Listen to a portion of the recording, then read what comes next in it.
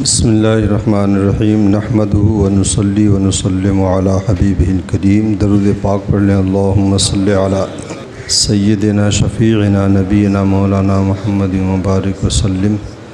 صلاۃ و سلام علیک سیدی یا رسول اللہ صلی اللہ تعالی علیہ وسلم۔ ثلاثیات الحدیث کی آج آخری کڑی 50 حدیثوں میں سے یہ 20-25 حدیثیں آپ حضرات کے لیے میں نے منتخب کیا تھا، جو ہمارے روزمرہ کی زندگی میں ایک بہترین رہنما ثابت ہو سکتی ہیں۔ حضرت ابو ہریرہ رضی اللہ تعالیٰ عنہ سے مروی ہے، اللہ کے رسول صلی اللہ علیہ وسلم نے فرمایا کہ یقول العبد مالی مالی وإنما له من ماله ثلاث ما اکل فافنا او لبس فابلا او اعطى فاقتنا وما سوى ذلك فهو ذاهب وتاركه للناس۔ اللہ کے رسول نے فرمایا ہے کہ بندہ اس بات کی رٹ لگائے رہتا ہے، میرا مال ہائے رے مال، یعنی ہر وقت اس کو مال کی فکر لگی رہتی ہے، دنیا کی جائیداد اور مال میں اس کا ذہن لگا رہتا ہے۔ یہ جتنا دنیا کے مال حاصل کرنے میں اور جائیداد میں اپنا دماغ کھپاتا ہے، اگر اپنا بدن اور دماغ اتنا ذکر خدا اور رسول میں گزار دے تو اس سے کہیں زیادہ فائدہ ملے گا۔ اور مال کی جہاں تک بات ہے تو جو نصیبے میں لکھا ہے وہ کہیں جا نہیں سکتا ہے، جو نہیں لکھا ہے وہ آ نہیں سکتا ہے۔ حضرت ابی بن کعب، اسی کو تقدیر کہتے ہیں، اس سے پہلے میں تقدیر پر بتایا۔ حضرت ابی بن کعب رضی اللہ تعالیٰ عنہ سے کسی نے پوچھا تھا کہ تقدیر کیا ہے، تو انہوں نے کہا تھا کہ تعلم ان ما اصابک لم یکن لیخطئک وما اخطأک لم یکن لیصیبک۔ تمہیں اس بات پر یقین ہونا چاہیے کہ جو مصیبت یا جو نعمت تمہیں ملی ہے یہ تجھ سے بائیں جا نہیں سکتی۔ جو اللہ رب العزت نے تقدیر میں لکھ دیا ہے، جو رزق، جو مال یا جو آزمائشیں یا جو نعمتیں، وہ کوئی چھین نہیں سکتا ہے۔ اور جو نعمتیں تم سے خطا کر گئیں، تمہیں نہیں ملی یا تمہاری تقدیر میں نہیں ہے، وہ تم 2 کے 4 کرو، 4 کے 8 کرو، پھلانگ لگاتے رہو، وہ ملنے والی نہیں ہے۔ حضرت عبداللہ ابن عباس سے اللہ کے رسول صلی اللہ علیہ وسلم نے بڑے صاف لفظوں میں کہا تھا کہ لو ان الامت اجتمعت علی ان ينفعوک لا ينفعوک الا ما كتب اللہ لک ولو ان الامت اجتمعت علی ان يضروک لا يضروک الا ما كتب اللہ علیک۔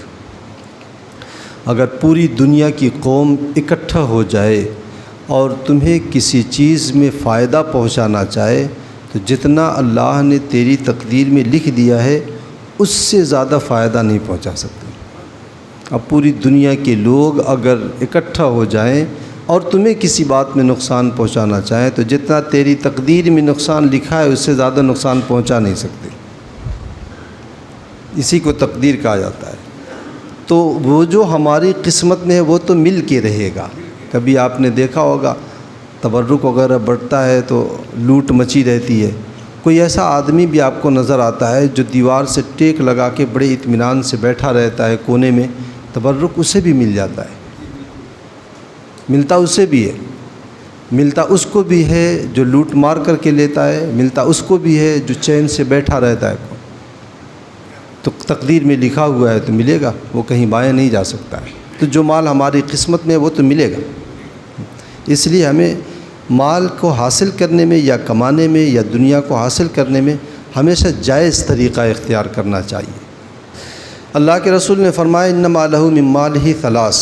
اس کا مال تو بس 3 طرح کا ہے، 3 جو ہے اس کا مال ہے، باقی اس کا مال تو نہیں۔ وہ کون سے 3 ہیں؟ ما اکل فافنا، کھایا ہضم کر دیا، ایک تو یہ جو اس نے کھا لیا، او لبسا فابلا، یا جو اس نے پہن لیا، اچھے لباس جو اس نے پہن لیا، وہ یعنی اپنی ذات پہ، ایک بدن کے ظاہری حصے کے لیے خرچ کیا، ایک بدن کی توانائی کے لیے خرچ کیا۔ یہ 2 مال جو دنیا میں اسے فائدہ دیں گے، اور ایک مال اللہ کے رسول نے فرمایا او اعطا فاقتنا، یا اللہ کی راہ میں خرچ کر دیا تو وہ جو ہے آخرت میں اسے ملے گا۔ باقی اس کے علاوہ جتنا بھی مال ہے وہ اس کا کہاں ہے؟ اس کا ہے ہی نہیں، یا تو اولاد پر خرچ ہو جاتا ہے، یا کہیں اور خرچ ہو جاتا ہے، یا احباب پر خرچ ہو جاتا ہے، یا پھر یہ کہ آدمی یوں ہی بٹور کے مال رکھے رہتا ہے، گڈیاں تاگ کے رکھے رہتا ہے، ایک دن موت کا فرشتہ آتا ہے، اس کی زندگی اور اس کی سانسیں بند ہو جاتی ہیں، وہ مال اس کی اولاد بندر بانٹ کر لیتی ہے، اب پھر کہاں خرچ کرتی ہے اسے کچھ بھی پتہ نہیں ہوتا ہے۔ تو اللہ کے رسول نے فرمایا اس کا مال بس 3 ہی ہے، اس لیے زندگی میں کھا لیا جائے، اچھا پہن لیا جائے، اچھا کھا لیا جائے، اور راہ خدا میں خرچ کر دیا جائے۔ دوسری حدیث حضرت ابو ہریرہ رضی اللہ تعالیٰ عنہ سے مروی ہے، یہ خاص طور سے ان کے لیے جو فجر کی نماز میں کوتاہی کرتے ہیں۔ اللہ کے رسول صلی اللہ علیہ وسلم نے فرمایا یعقد الشیطان علی قافیۃ رأس احدکم اذا هو نام 3 عقد، تم میں سے جب کوئی شخص سوتا ہے تو شیطان اس کے گدی پر، یہ گدی ہوتی ہے نا، اس کے گدی پر 3 گرہ لگا دیتا ہے، گانٹھ جسے کہتے ہیں،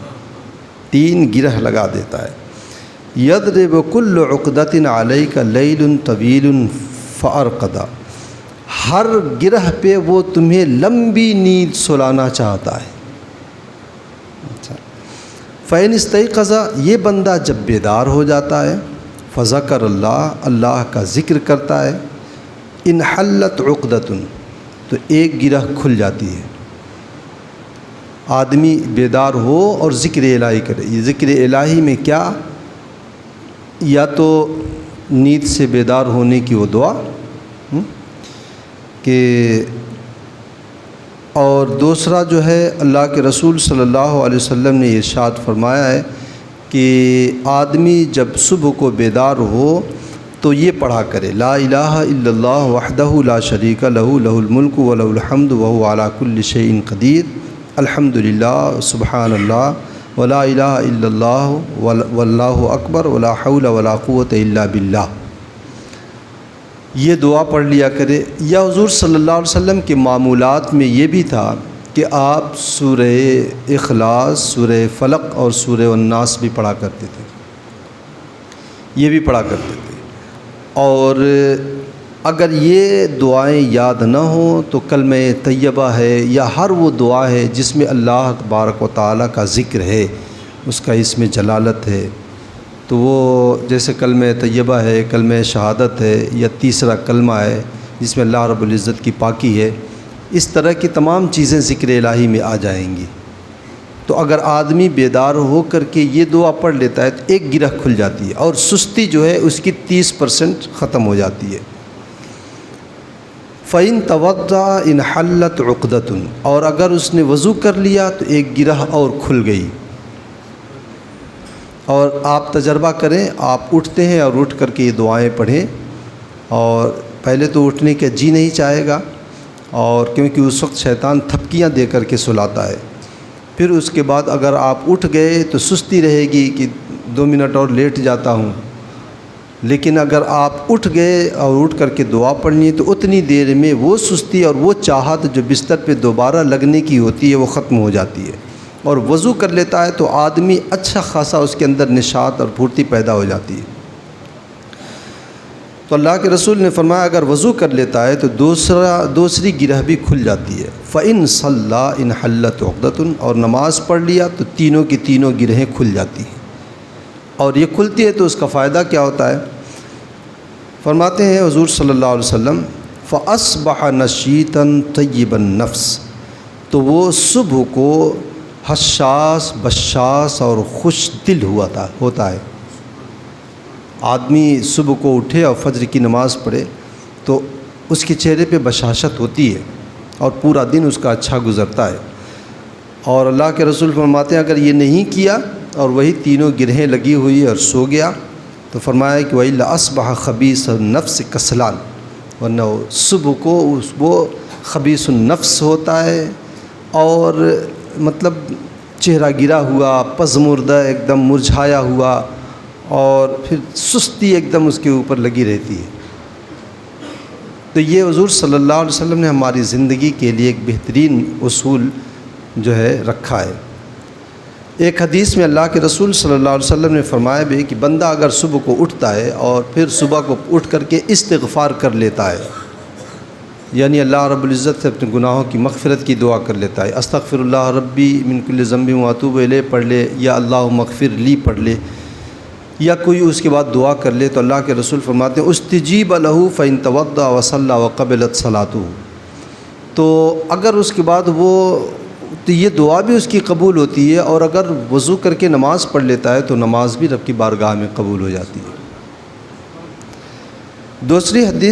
تیسری حدیث حضرت عبداللہ ابن عباس رضی اللہ تعالیٰ عنہ سے مروی ہے۔ اس تیسری حدیث میں ایک چیز قابل غور ہے۔ اللہ کے رسول صلی اللہ علیہ وسلم نے فرمایا ابغض الناس الی اللہ ثلاثۃ، لوگوں میں اللہ کے نزدیک سب سے ناپسندیدہ لوگ 3 قسم کے ہیں۔ وہ کون سے 3 طرح کے ہیں، یہ اچھی طرح ذہن میں رکھیں اور کوشش کریں کہ آپ اور ہم ان لوگوں میں سے نہ بنیں، کہ یہ لوگ وہ ہیں جو اللہ تبارک و تعالیٰ کو سب سے زیادہ ناپسند ہیں۔ نمبر 1، ملحد فی الحرم، حرم میں بے دینی کا کام کرنے والا،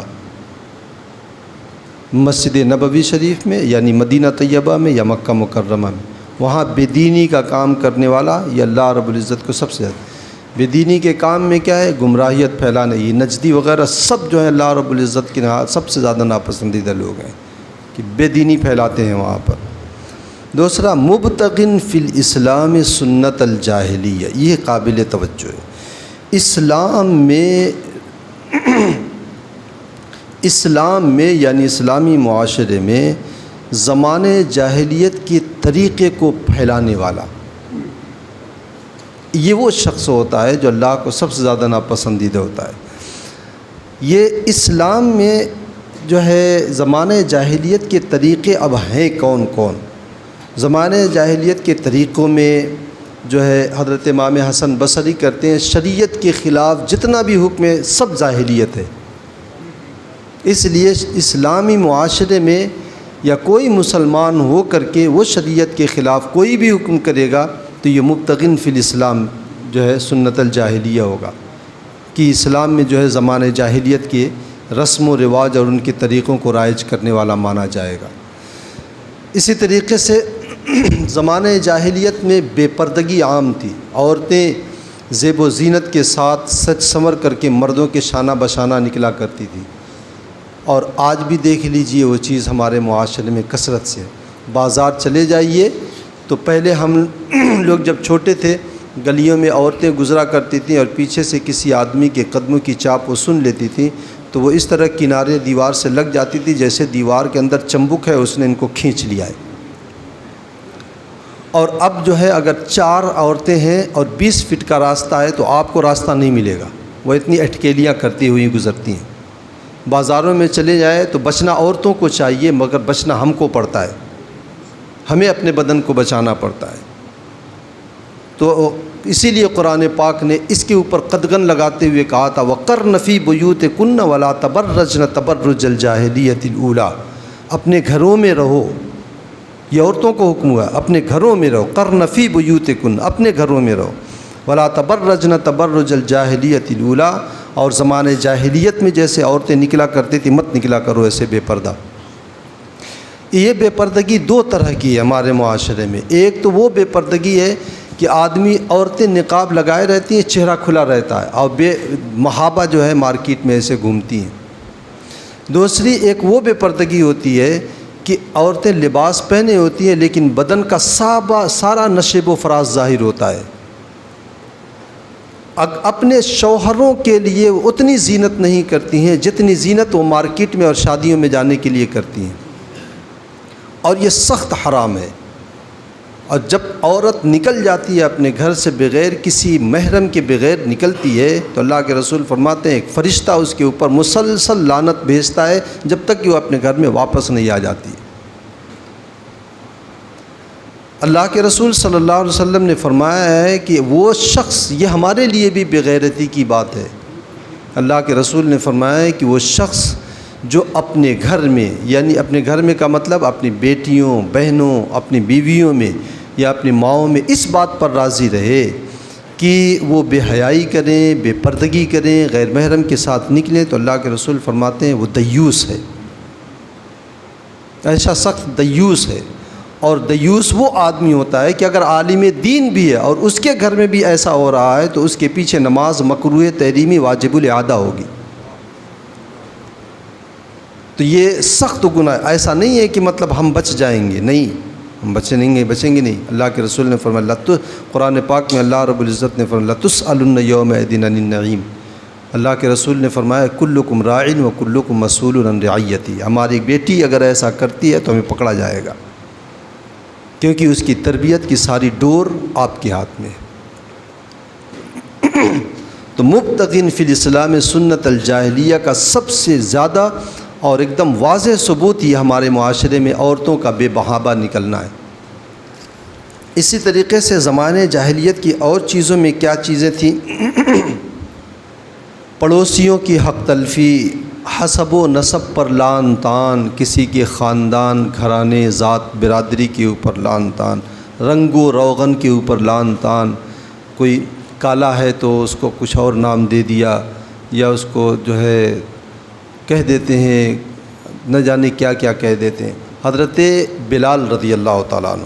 اور حضرت ابو ذر غفاری رضی اللہ تعالیٰ عنہ، دونوں اصحاب کے درمیان کسی بات پہ تھوڑا سا اختلاف ہو گیا، تو حضرت ابو ذر غفاری رضی اللہ تعالیٰ عنہ نے حضرت بلال سے کہہ دیا تھا یبن السودا، کالی عورت کے بیٹے۔ تو حضرت بلال کو یہ بات ناگوار گزری، بارگاہ رسالت میں جا کر کے انہوں نے کہا، تو اللہ کے رسول صلی اللہ علیہ وسلم نے بلایا حضرت ابو ذر غفاری رضی اللہ تعالیٰ عنہ کو، اور کیا کہا اللہ کے رسول نے، میں نے جن خواتین کا دودھ پیا ہے ان میں ایک خاتون کا رنگ کالا تھا، مجھے بھی یہ طعنہ تم دو۔ آپ ذرا اندازہ لگائیں حضور صلی اللہ علیہ وسلم کو یہ بات کتنی ناگوار۔ ہم نعرہ لگا لیتے ہیں، ہم اپنے آپ کو جنتی کہلوا لیتے ہیں، ہم اپنے آپ کو امت محمدیہ خوش نصیب امتی کہلوا لیتے ہیں، لیکن حضور صلی اللہ علیہ وسلم کی تعلیمات سے ہم کوسوں دور ہیں۔ تو اللہ کے رسول نے فرمایا کہ جن خواتین کا دودھ میں نے پیا اور میں نے انہیں دودھ پی کر کے انہیں میں نے مشرف کیا تھا، ان خواتین میں ایک خاتون کا رنگ سیاہ تھا، اس لیے میں بھی ایک سیاہ فام خاتون کا بیٹا ہوں، سوتیلا ہی صحیح میں بیٹا ہوں، تو جس طرح تم نے اس کو طعنہ دیا مجھے بھی دو۔ اللہ کے رسول نے ان سے کیا کہا تھا، اِنَّکَ امْرُؤٌ فِیکَ الْجَاہِلیَّہ، ابھی تمہارے اندر جاہلیت کی باتیں باقی ہیں۔ یہ حضرت ابو ذر غفاری، جبکہ حضرت ابو ذر غفاری رضی اللہ تعالیٰ عنہ اتنے زاہد تھے کہ دنیا کی سے اتنے وہ تھے کہ حضرت عمر فاروق کو دیکھا تو کہہ رہے ہیں کہ عمر مجھ کو لگتا ہے تو دنیا دار ہو گیا ہے۔ تو آپ سوچیں کہ یہ کتنی بری چیز ہے، کسی کے رنگ پر طعنہ دینا، نسل پر طعنہ دینا، کسی کے قد و کاٹھ پر طعنہ دینا، بونا ہے، ٹھینگا ہے، لمبا ہے، یا اس کی ذات اور برادری پر طعنہ دے، ان سب چیزوں کے بارے میں اللہ کے رسول صلی اللہ علیہ وسلم نے کیا فرمایا تھا؟ فرمایا تھا کہ یہ سارے کہ زمانے جاہلیت کی جتنی بھی باتیں تھیں خلاف شرع، اللہ کے رسول نے جب حج کیا تھا تو منا کے میدان میں خطبہ دیتے ہوئے کہا تھا کہ موضوع تحت قدمیہ، سب میرے قدموں تلے روت دی گئی ہے۔ یہ ساری باتیں جو ہے زمانے جاہلیت کی ہیں، لیکن ہمارے اندر یہ باتیں بہت پائی جاتی ہیں۔ تو ہم اپنے اندر کا محاسبہ کریں کہ ہم تعلیمات رسول سے کتنا دور ہیں اور کتنے نزدیک ہیں۔ اسی طریقے سے نوحہ کنائی کرنا، گھر میں اگر کوئی حادثہ ہو جائے، کسی کی میت ہو جائے، اس پر واویلا مچانا، گریبان پھاڑنا، چہرے کے اوپر تماچا مارنا اور ہائے وائے کرنا، اور اس میں کبھی کبھی ایسی باتیں بھی عورتیں بول دیتی ہیں جو کفر تک آدمی کو پہنچا جاتی ہے، یہ ساری باتیں زمانے جاہلیت کی ہیں۔ اسی طریقے سے جو ہے بدفعلی لینا، بدفعلی کا مطلب کسی کو دیکھ کر کے یہ سمجھنا ارے صبح صبح کس کا منہ میں نے دیکھ لیا، آج کوئی کام نہیں ہوگا، تو اس طرح کی باتیں، یہ ساری باتیں جو ہے جاہلیت کے امور، ان تمام چیزوں کے بارے میں اللہ کے رسول نے فرمایا تھا الا کل شیء من امر الجاہلیت تحت قدمی موضوع، کہ زمانے جاہلیت کی ہر چیز میرے قدموں کے نیچے رونت دی گئی ہے۔ آپ ذرا اندازہ لگائیں، جسے اللہ کے رسول نے اپنے قدموں تلے رونت دیا ہے، وہ آج بھی اگر ہماری گھٹیوں میں پڑی ہو 1400 سال کے بعد بھی، تو ہم بدلے کہاں ہم بدلے ہیں؟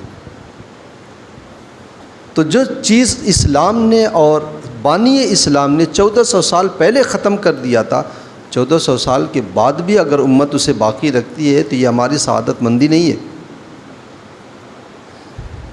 اللہ اسی طریقے سے سود ہے، رشوت ہے، اور یہ چیزیں سب چیزیں اللہ کے رسول صلی اللہ علیہ وسلم نے ختم کر دیا تھا۔ سود کے بارے میں اللہ کے رسول نے فرمایا تھا کہ اول ربن ادع ربانا ربا عباس ابن عبد المطلب فإنه موضوع کلہ، سب سے پہلا سودی معاملہ جو میں ختم کرتا ہوں اور باطل کرتا ہوں، لغو قرار دیتا ہوں، اللہ کے رسول نے فرمایا میرے گھر کا سود کا معاملہ ہے، اپنے چچا عباس ابن عبد المطلب کا سود کا معاملہ میں ختم کرتا ہوں۔ یعنی یہ باتیں اپنے گھر سے شروع کیا، اپنے گھر سے شروع کیا۔ ہمارے ہاں ہوتا ہے کہ جب بات دوسروں کے اوپر آتی ہے تو زبردستی حکم تھوپ دیا جاتا ہے، بات اپنے گھر کی آتی ہے تو اس میں لیپا پوتی کر دی جاتی ہے۔ تو اللہ کے رسول نے سب سے پہلے اپنے گھر سے شروعات کیا ہے۔ تو یہ ساری باتیں زمانے جاہلیت کی۔ اللہ کے رسول نے فرمایا اسلام میں جاہلیت کے طریقوں کو لانے والا اللہ کے نزدیک سب سے زیادہ ناپسندیدہ ہے۔ ایک آخری حدیث اللہ کے رسول صلی اللہ علیہ وسلم نے فرمایا، حضرت ابو درداء رضی اللہ تعالیٰ عنہ سے مروی ہے، ثلاثۃ، سب سے زیادہ ناپسندیدہ لوگ تھے، اب محبوب ترین لوگ کون ہیں؟ ثلاثۃ یحبہم اللہ عز وجل ویضحک الیہم ویستبشر بہم، تین ایسے لوگ ہیں جو اللہ رب العزت کو محبوب ہیں، وَيَضْحَكُ إِلَيَّ، اللہ رب العزت ان کی طرف دیکھ کر اپنی شان کے مطابق مسکراتا ہے۔ کسی کو دیکھ کر کے دل خوش ہو جاتا ہے، وہ اللہ رب العزت انہیں دیکھ کے اپنی شان کے مطابق مسکراتا ہے۔ تو کون سے تین لوگ ہیں؟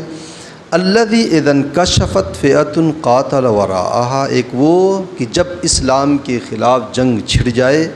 تو وہ اسلام کی حمایت میں، اس کی حفاظت میں اپنی جی جان داؤ پر لگا دے اور لڑے، یا تو وہ شہید ہو جائے گا، فَإِمَّا أَن يُقْتَلَ، یا تو شہید ہو گیا، شہادت کا درجہ ملا، اور اگر اسے اللہ رب العزت نے فتح نصیب کر دیا اور وہ زندہ رہا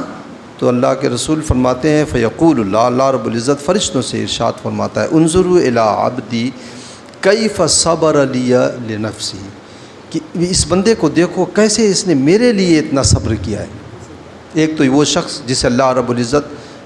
کے نزدیک وہ بہت پسندیدہ ہوتا ہے، اللہ تعالیٰ اس کی طرف دیکھ کر جو ہے اپنی شان کے مطابق مسکراتا ہے۔ دوسرا والذی، یہ ہر آدمی یہ جو ہے فضیلت حاصل کر سکتا ہے، والذی لہ امرأۃ حسناء، ایک وہ شخص جس کی بیوی خوبصورت ہو، وفراش لین حسن، بستر بھی عیش سے بھرا ہوا ہو، نرم و گداز بستر بھی ہو، فیقوم من اللیل، تو وہ رات کو اٹھے اور اٹھ کر کے فیظہر شہوتہ، اپنی خواہش نفس کو ترک کر دے، فیذکرنی، میرا ذکر کرے، فیناجینی، اور مجھ سے وہ جو ہے مناجات کرے اور اپنے گناہوں کی مغفرت چاہے اور دین و دنیا وہ مجھ سے مانگے، ولو شاء رقد، اگر وہ چاہتا تو سو جاتا، لیکن اس کے باوجود وہ اٹھ کر کے خوبصورت بیوی کو چھوڑ دیا، نرم و گداز بستر کو چھوڑ دیا اور مجھے یاد کر رہا ہے، تو اللہ کے رسول فرماتے ہیں وہ اللہ کو بہت محبوب ہے اور اللہ تعالیٰ اس کی طرف دیکھ کر جو ہے مسکراتا۔ اللہ کے رسول نے ایک حدیث میں فرمایا ہے وہ دنیا کا خوبصورت ترین جوڑا ہے جو راتوں کو اٹھ کر کے ایک اٹھے تو دوسرے کو اٹھائے، دوسرا اٹھے تو پہلے کو اٹھائے کہ اٹھو اللہ کی عبادت کر لو۔ یہ جو ہے تیسرا وہ شخص یکون فی سفر، جو کسی سفر میں ہو، وکان معہ رکب، اس کے ساتھ کچھ اور ساتھی براتی بھی ہوں، قافلہ ہو، فسحروا، تو وہ سب کے سب لوگ جاگیں اور ثم ہجعوا، پھر اس کے بعد سو جائیں، اور جب سب سو جائیں فقام، تو یہ شخص چپکے سے اٹھے اور اٹھ کر کے اللہ کی عبادت کرے۔ تو یہ 3 ایسے لوگ ہیں جو اللہ کو بہت پسندیدہ ہیں۔ اس میں سے ایک بیچ والا تو ہر شادی شدہ شخص کے لیے میسر ہے۔ اللہ تعالی ہم تمام لوگوں کو ان باتوں پر عمل کی توفیق رفیق عطا فرمائے۔ اللہم صلی علی سیدنا شفیعنا نبینا مولانا محمد مبارک وسلم صلاۃ و سلام علیک سیدی یا رسول اللہ صلی اللہ علیہ وسلم۔ اللہم ربنا تقبل منا انک انت السمیع العلیم وتب علینا انک انت التواب الرحیم، وصلی اللہ تعالی علی خیر خلقہ ونور عرشہ وقاسم رزقہ محمد وعلی آلہ واصحابہ اجمعین برحمتک یا ارحم الراحمین۔